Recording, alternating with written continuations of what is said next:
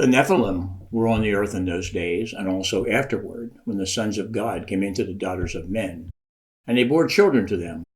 Those were the mighty men who were of old, men of renown. Like the sons of God, the Nephilim are also romanticized by some to be more than they were. They were the mighty men, but men nonetheless. I'm not claiming that giants did not exist in the Bible. Clearly there were giants: Goliath, Og, and the Anakites. There are also ancient drawings depicting people who were much, much taller than normal people. My argument is not that there were no giants in the Bible. It is that the Nephilim were not half human and half demon entities. Nephilim means fierce, great, strong, or powerful, and could also mean a giant-sized people. The Nephilim were not some half-human, half-demon new kind of race. The text tells us they were men. I know there are Bible teachers who say these were some super and demonized race of giants, but that is not what the text says.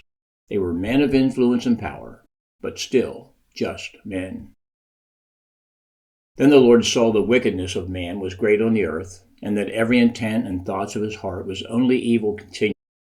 The Lord was sorry that he had made man on the earth, and he was grieved in his heart.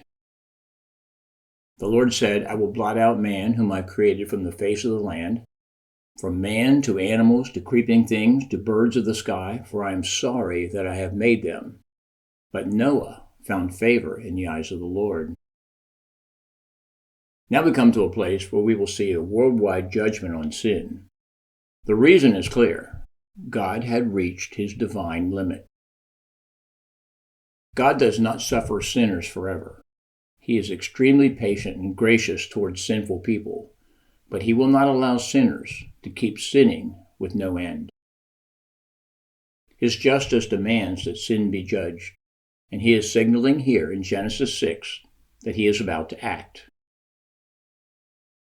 We see a lot of similarities between the days of Noah and the days in which we live. Sin was rampant. Men and women had perfected their sin. They had widely rejected God and seemed to have no self-control whatsoever. There was no sin too ugly, too perverse, or too harmful for them. Everything was approved by them because they had rejected the truth. You might say that sin was full, meaning it had run its course as far and as wide as God would allow. There is not a sin that God does not allow, but neither is there a sin that God approves of, and at times in history, sin has run its full course. In the fourth generation, your descendants will come back here, for the sin of the Amorites has not yet reached its full measure. In Genesis 15, God was speaking about the descendants of Abraham having a home, the promised land.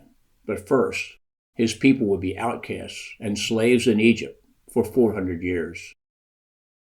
The 400 years is the time God decided to tolerate the current occupants of the land and their sin. He was graciously allowing time for the Amorites to repent. In Genesis 6, God is about to drown the entire human population and says as much. He says, I will blot out man whom I've created from the face of the land. The Hebrew word translated as blot out is malkah, and it means to wipe out, obliterate, exterminate, to blot out. The word is also used to describe what it is to erase names from a book. Exodus 32:32, but now, if you will, forgive their sin, and if not, please blot me out from your book, which you have written. The Lord said to Moses, whoever has sinned against me, I will blot him out of my book. I think we rightly get the picture that God is taking sin seriously and is going to deal harshly with it. We will also see here that, to use a familiar literary device, there is dealing with sin and there is dealing with sin. When I say there is dealing with sin and there is dealing with sin, here's what I mean. There are normal and deadly consequences for our sin, and then a few times in history we see that God brings particular calamity as judgment for sin. The flood of Genesis is one of those times of particular calamity. points to ponder. Nephilim were mighty men, but just men nonetheless. Now we come to a place where we will see worldwide judgment on sin. You might say that sin was full, meaning that it had run its course as far and as wide as God would allow.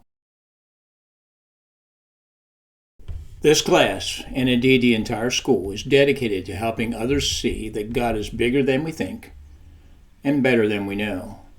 To get to the next video, make a note of the class number for this recording, then search for the next one. Here is a sample. If this video is number L01.1, then the next one is L01.2. And remember to like and subscribe on YouTube and follow on Rumble.